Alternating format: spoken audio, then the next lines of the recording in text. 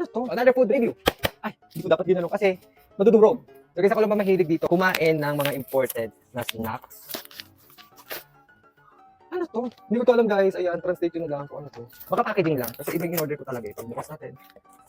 Kala ko talaga. Nakabalot pa siya ganito. Para maiwasan ang pagkadurog. At ang laman nito ay... ang paborito ko! Rice cracker. Natikman nyo na ba to guys? Let me know in the comments. Healthy din to dahil rice yung gamit dito. Or bigas. So, bawat pack merong 8 pieces. At bawat pack ay may dalawang crackers. So, pabilog yung shape niya. Yung bilog-bilog na yan, yan ay powdered sugar na ginlaze tapos nabuo ulit. This one, ito yung rice cracker. Lasa niya ay may konting alat. So, may chicharon siya. And this is baked. Hindi siya fried.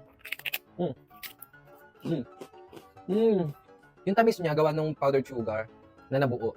Nagko-complement sa alat ng cracker. I can eat this sa isang upuan lang.